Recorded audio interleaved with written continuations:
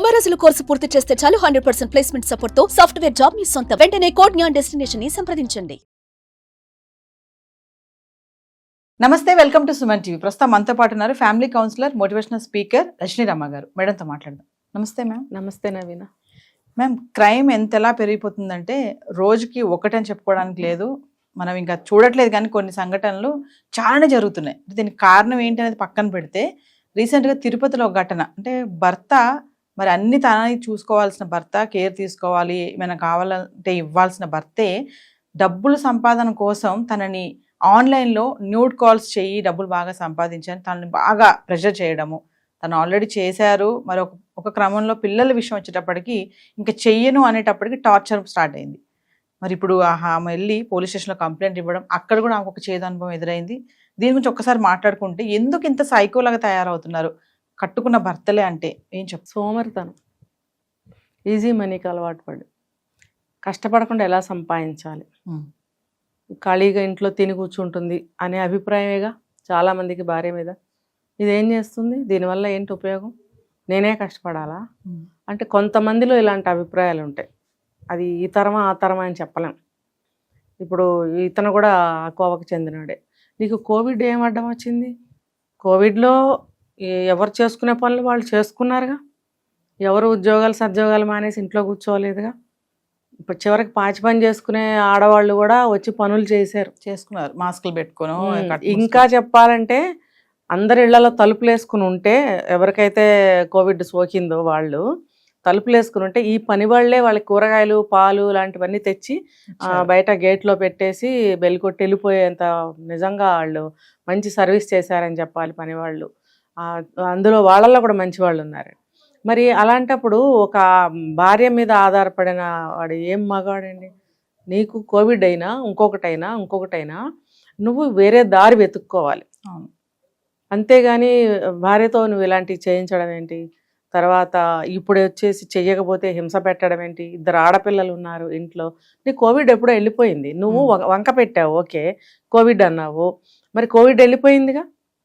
నువ్వు కోవిడ్లో కావాలంటే నువ్వు చచ్చిపో, సంపాదించలేకపోతే ఇంకోటి చేయలేకపోతే నువ్వేమన్నా అయిపో. నువ్వు మరి భార్యను ఎందుకు హింస పెట్టాలి? అవునా? ధర్మేచ అర్ధేచ కామేచ మోక్షేచ నాతిచరామి అని మంత్రాలు ఉన్నాయి. వాటి అర్థాలు తెలిసొచ్చా వీళ్ళకి ఎవరికైనా? ధర్మంలోను కామంలోను మోక్షంలోను ప్రతి దాంట్లో కూడా నీతోనే నడుస్తాను, నాతిచరామి, ఓ స్త్రీ నీతోనే నడుస్తాను. దీని అర్థం ఇది. నాతి అంటే ఓ స్త్రీ, నీతోనే నడుస్తాను ఈ అన్ని వేళల్లో కూడా అని దానికి మంత్రాలు అర్థం.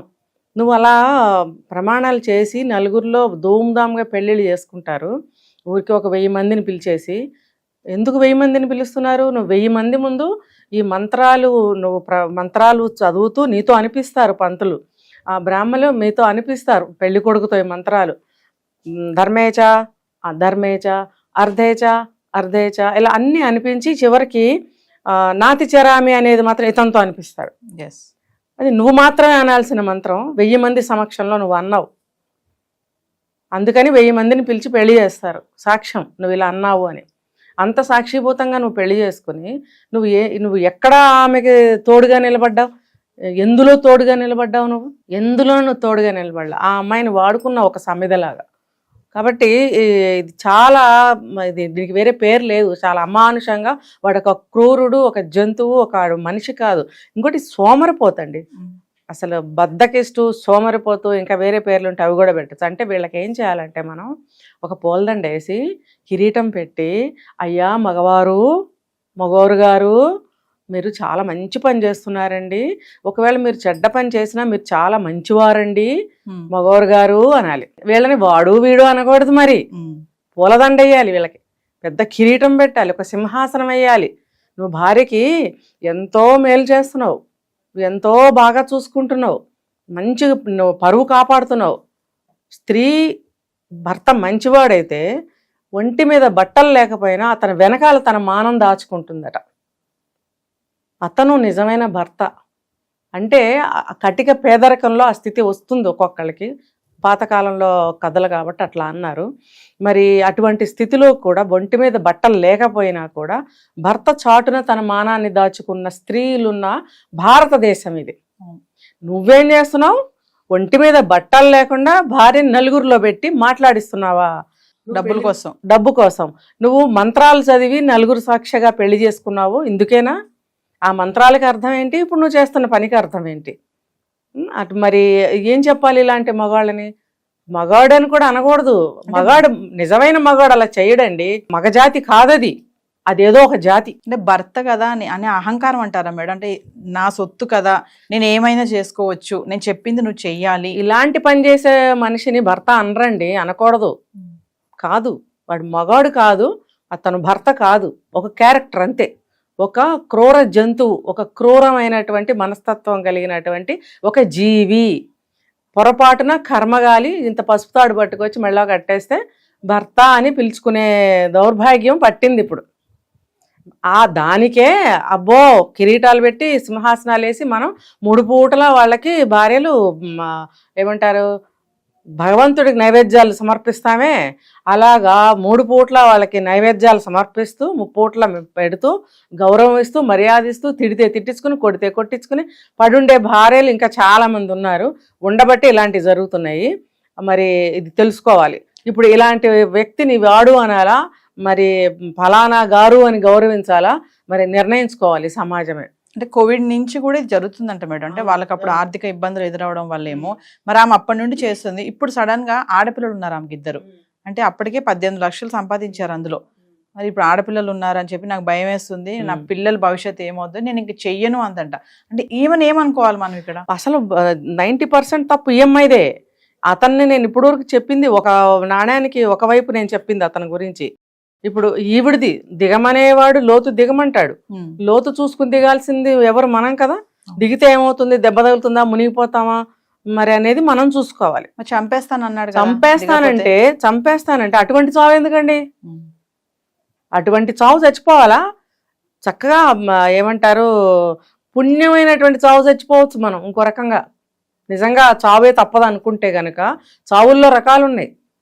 మహాపురుషులు పుణ్యపురుషులు ఎంచుకునేవారట. అర్థమైందా? తిథివార నక్షత్రాలు, కాలమాన పరిస్థితులు అన్నీ చూసుకుని ప్రాణత్యాగం చేసిన వాళ్ళు ఉన్నారు, లేకపోతే సన్యాసం తీసుకున్న వాళ్ళు ఉన్నారు. పుణ్యమైనటువంటి చావు కావాలని కోరుకున్నారు. నీకు ఇటువంటి చావు వస్తుంది అని అనుకున్నప్పుడు నువ్వు పారిపోయి పుణ్యమైన జీవితం గడుపు. నీకు నిజంగా ఇష్టం లేకపోతే. నువ్వు భర్త కదా, ఏమన్నా అంటాడేమో, 2 ఆడపిల్లలు ఉన్నారు, ఇల్లు గడిచే నీదా బాధ్యత? కట్టుకున్నాడుదా? నేను ఇందాక చెప్పాను, ధర్మేచ అర్ధేచ కామేచ మోక్షేచ. అర్ధేచ అంటే ఏంటి? ఆమెకు ఎటువంటి ఆర్థిక ఇబ్బంది లేకుండా ఆమెకు అన్ని వసతులు కల్పిస్తానని ఆ మంత్రంలో అర్థం ఉన్నప్పుడు మరి అతని పాత్ర ఏంటి, నీ పాత్ర ఏంటి? ఒకప్పుడు భార్య అంటే ఇంట్లో ఉండి పిల్లల్ని చూసుకుంటూ, ఇంటి పనులు చూసుకుంటూ, ఇల్లు చక్కబెట్టుకుంటూ భర్తకి ఇంటికి గౌరవ ప్రతిష్టలు తీసుకొచ్చేదే స్త్రీ పాత్ర ఒకప్పుడు. ఇప్పుడు కాలమాన పరిస్థితుల ప్రకారం ఇల్లు గడవక బయట ఖర్చులు పెరిగిపోయి ఉద్యోగాలకు వెళ్తున్నారు ఆ మధ్యకాలంలో. ఇప్పుడేమో ఒక ట్రెండ్ అయింది, దాన్ని పక్కన పెడదాము. మరి అలాగా ఆ సమయంలో ఉద్యోగాలు చేసిన ఆడవాళ్ళు ఉన్నారే కానీ ఇలాగ భార్య మీద ఆధారపడి భర్తని సోమరపోతిగా కూర్చోబెట్టి ఈవిడెళ్ళి ఈ దరిద్ర పని చేసి డబ్బు సంపాదించమని ఎవరు చెప్పారు? నీకు అలా సంపాదించాల్సిన కర్మే పడితే నువ్వు వెళ్ళిపోవాలి. ఇప్పుడు వెళ్ళిపోవాలని నిర్ణయించుకున్నావు కదా, కేసులు పెడుతున్నావు, పోలీస్ స్టేషన్ చుట్టూ తిరుగుతున్నావు. అయినా కూడా నువ్వు అది వదిలేసావు, నువ్వు ఇతన్ని కూడా వదిలేద్దాం అనుకుంటున్నావు. అయినా కూడా నీ మీద పడ్డ మచ్చపోయిందా? మరి ఆ కాకి యూనిఫామ్ వేసుకున్న కానిస్టేబుల్ నిన్ను ఇంకో రకంగా బాధ పెడుతున్నాడు కదా, అంటే కాల్స్ చేస్తున్నాడంట. ఏంటి అది? అవకాశం. లోకువ. నువ్వు ఆల్రెడీ లోకు అయిపోయావు. నువ్వు ఇది అని ముద్ర పడిపోయింది. నువ్వు ఎక్కడికి వెళ్ళినా ఇలా పలకరించే వాళ్ళే నీకు తగలచ్చు. ఇప్పుడు నీకు జీవితం దుర్భరం అయిపోతుంది. నువ్వు ఇప్పుడు ఎలా పరువుగా బతకాలని ఆలోచిస్తున్నావు. ఇది నువ్వు ఆ రోజున ఆలోచిస్తే ఇవాళ ప్రతివాడు నీ మీద ఒక రాయి వేసే ఆ పరిస్థితి నీకు వచ్చి ఉండేది కాదు. ఇప్పుడు నీ వరకే సరిపోయిందా? నీ పిల్లలు ఇప్పుడు నీ దగ్గర లేరు. డబ్బు లాక్కున్నాడు, చైన్లు లాక్కున్నాడు అని చెప్తున్నావు. పిల్లల్ని తీసుకెళ్ళిపోయాడో ఎక్కడ పెట్టాడో తెలీదు. ఇప్పుడు ఆ పిల్లల్ని నీకు సక్రమంగా నీకు ఇస్తాడా? ఇప్పుడు నీతో భార్యతో ఇలా చేస్తున్నాడు, ఆ పిల్లలతో చేయడా రేపు? ఇప్పుడు ఏంటండి, ఇప్పుడు ఒక ఆడజీవి అయితే చాలు, అది కూతురా, చెల్లా, తల్లా, ఏమి లేదు, అసలు ఏ మాత్రం లేదు. ఆ పిల్లల్ని సక్రమంగా పెంచి చదువులు చెప్పి పెళ్లిళ్ళు చేస్తాడా? కొంచెం పెద్ద అయితే కొంచెం అంటే కొంచెమే, నేను చెప్పింది కొంచెమే, బాగా పెద్ద అన్నీ తీసుకెళ్ళి ఆ పిల్లల్ని కూడా ఏదో ఒకటి చేస్తాడు వాడు. ఇప్పుడు ఇదంతా చేసింది నువ్వా అతనా చెప్పాలి. ఈవిడే కదా, నీకు 5 ఏళ్ళు 10 ఏళ్ళు 15 ఏళ్ళు కాదు, పిల్లలు పుట్టిన తర్వాత జరిగిన సంఘటనలు ఇవన్నీ. పిల్లలు పుట్టి నీకు ఒక బాధ్యతాయుతమైనటువంటి పాత్ర నీకు వచ్చినప్పుడు నువ్వు ఎలా మసులుకోవాలి, ఎలా జీవించాలి, ఎలా బ్రతకాలి అనేది నీకు తెలియలేదా? అతను చెప్తే మాత్రం నువ్వు దిగుతావా అందులోకి? భయపడ్డావు, నీకు ప్రాణభయం ముఖ్యమైపోయింది. ప్రాణభయం ముఖ్యమైతే నువ్వు పారిపోయేది అప్పుడే పారిపోవాల్సింది. అప్పుడే పారిపోతే నీకు కనీసం ఆ సమయంలో నీకు సింపతి దొరికేది, ఎక్కడన్నా చిన్న ఉద్యోగమో సహాయమో దొరుకుండేది. ఇప్పుడు నువ్వు ఏం చేయగలవు? ఇది ప్రతి ఆడవాళ్ళు తెలుసుకోవాలండి. ఇప్పుడు కష్టపెట్టే ఆడవాళ్ళు ఉన్నారు, కష్టపడే ఆడవాళ్ళు ఉన్నారు, కష్టపడే మగవాళ్ళు ఉన్నారు, కష్టపెట్టే మగవాళ్ళు, అంటే అన్ని జాతుల వారు అన్ని విషయాల్లోనూ బాధలు పడేవాళ్ళు ఉన్నారు, పడని వాళ్ళు ఉన్నారు. కాబట్టి బాధలు పడే ఆడవాళ్ళకైనా మగవాళ్ళకైనా ఏం చెప్తామంటే, ఇప్పుడు ముఖ్యంగా ఇది ఆడవాళ్ళకి సంబంధించింది కాబట్టి, ఏ స్త్రీ అయినా సరే పనిగట్టుకుని మీరు బాధపడి భయపడి అందులో ఇరుక్కుని మొత్తం నిండా మునిగిపోయిన తర్వాత మీరు పైకి రావాలనుకుంటే ప్రయోజనం ఏంటో ఒక్కసారి ఆలోచించుకోండి. ఏదైనా ప్రమాదం మనకి పొడచూపుతుంది అని అన్నప్పుడు మనసుకి ఏ మాత్రం ఆలోచన అనుమానం కలిగినా ఇమ్మీడియట్గా మీరు ఫస్ట్ ఎయిడ్గా ఏదైనా చెయ్యండి. ఎవరికైనా తెలియజేయటమా, అతని 4 పక్కల కనిపెట్టి నిజంగా అది అనుమానం ధృవపడింది అనుకోండి, ఇమ్మీడియట్గా మీరు అక్కడి నుంచి వెళ్ళిపోవాలి, అంతే, ఎస్కేప్ అయిపోవాలి.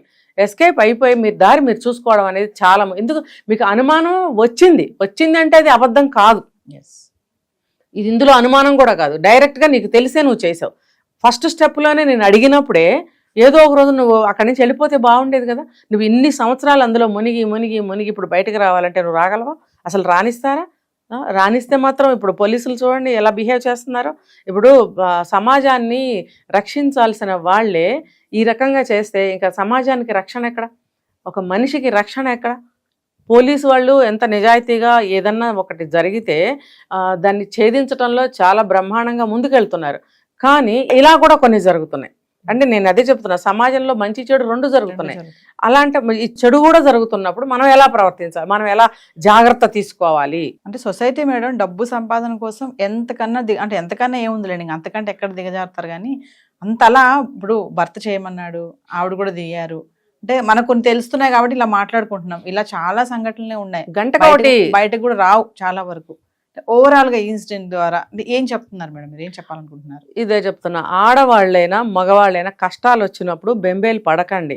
అది మీకు ఏమాత్రం అనుమానం కలిగినా అక్కడి నుంచి మీరు తప్పుకోండి. ఎందుకంటే ఇంకా బంధం నిలబడదు. అటువంటి ఆలోచన చేసి అటువంటి పని చెయ్యమంటే భర్త అయినా భార్య అయినా సరే, భర్తను ఆడమనిషి ఇంకోలా హింస పెట్టచ్చు, అలాగే భార్యని భర్త ఈ రకంగానూ ఇంకో రకంగానూ హింస పెట్టచ్చు. మీకు ఎప్పుడైతే అనుమానం పొడచూపిందో ఇంకా అతని భర్త ఏంటి భార్య ఏంటి, మీకు ప్రమాదం పొంచి ఉందని మీకు అర్థం, అసలు అటువంటి ఆలోచన అతని బుర్రలోకి రావటమే మీకు ప్రమాదం పొంచి ఉందని ఒక డేంజర్ సిగ్నల్గా మీరు భావించాలి. వెంటనే మీరు అక్కడి నుంచి తెలివిగా నిదానంగా తప్పుకోవాలి. ఇంకా అతనితో మీరు కలిసి ఉండటం అనేది హైలీ ఇంపాసిబుల్ అని మీరు ఆ క్షణంలో నిర్ణయించుకోవాల్సిన అవసరం ఎంతైనా ఉంది. మీ తెలివితేటలతోటి జాగ్రత్తగా మీ లైఫ్ని సేవ్ చేసుకోండి అని నేను చెప్తున్నాను. Thank you. సుమన్ టీవీలో మీ పర్సనల్ అండ్ బిజినెస్ ప్రమోషన్స్ కోసం కింది నెంబర్కి కాంటాక్ట్ చేయండి.